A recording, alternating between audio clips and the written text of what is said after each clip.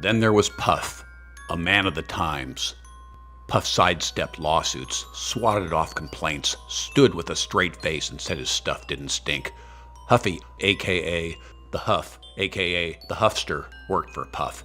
Guff and Tough, Big Ruff, Bob Cuff, Ed Luff, Leslie Fluff, and Carol Snuff all worked for Puff. At Puffworks, puffery was king. Oh, what you got? Bop da bop da bop. Not easy to hit the note that will ring the bell. And so I said to the king, it must be something being the big ding-a-ling. The king said, oh, 'tis quite the thing, kiss the ring, and watch me wallop 'em, waff 'em, wham 'em, wow 'em, roll 'em in the aisles and tickle their billies. So smarten up, I'm letting you in on the inside dope. Keep this good thing on ice. I'd never give you a chump steer.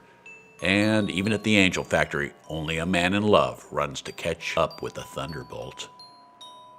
Or a fool like Marlowe. Poets have their painters, and painters have their poets, and friends have their wicked twins. And when a laugher meets a laugher, it is love. In the beginning, God created heaven and earth, and he signed this work, Picasso. And why not? Guernica could just as easily been signed God. Picasso was the ultimate satyr, the essence of creative vitality, and his art was his diary. He told his story in hidden images visible for all to see. Fool the mind, not the eye, was his motto. He invented a coded language to paint his truth openly, unflinchingly, naked confessions not decipherable to his wife or lovers or collectors. His only need was to be clear to himself and to amuse himself and to surprise himself. And as to the audience, somewhere in the painting they would recognize some truth they couldn't articulate. What would happen if Marlowe conjured a Picasso right there in his studio? Oh, Picasso, maestro, thanks for coming. And don't worry about the mud you're tracking in on the floor. If you see anything you like, you're free to steal. As you say, great artists steal, mediocre artists borrow. No, don't see much to borrow? Well, hey, I've got an ashtray. Don't drop cigarettes on the floor. I just got that carpet shampooed. No, that's the neighbor's kid. She's too young. Don't get in a huff. Okay. Yes, I know you only want to paint her, but you can't. And I have questions, maestro. Are there any rules?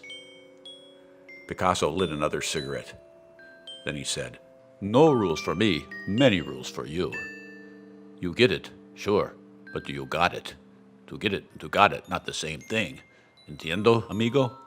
And he looked at one of my paintings, made a face, as if to say, a childlike sensibility, but not a particularly talented child, and he turned it to the wall, ashed again on the carpet, peeked at the girl, rifled through my vintage vinyl, dipped his finger into a jar of orange paint with 2 fingers, and streaked paint across my cheek, first the left, then the right.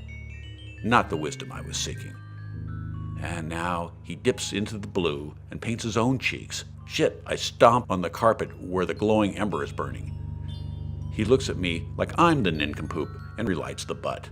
Now he is burning more holes. It quickly takes on the outline of my face. Another glance at me with his smoldering black X-ray eyes, and I feel exposed, as if he can see my innermost secrets. He wipes some blue off his cheek and highlights around the burns, and my image comes shockingly to life. The nakedness of what he has exposed almost too much for me to bear, and yet nothing overt.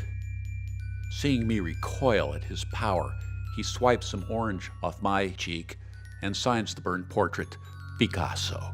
Nothing is said. He knows I know. I can clip out that square of carpet, and then I can buy new carpeting for the whole neighborhood, should I choose to do so.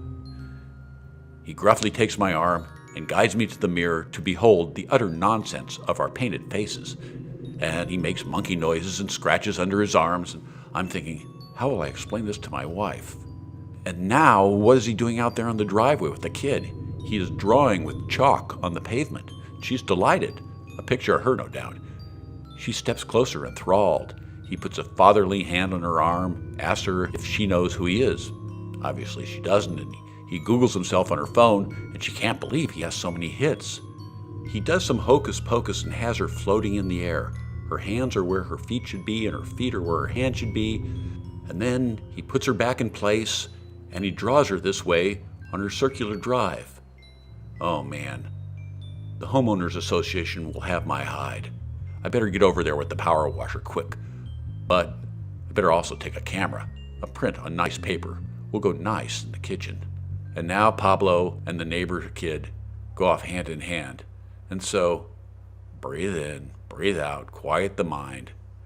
Clearly, this experiment didn't work out as hoped.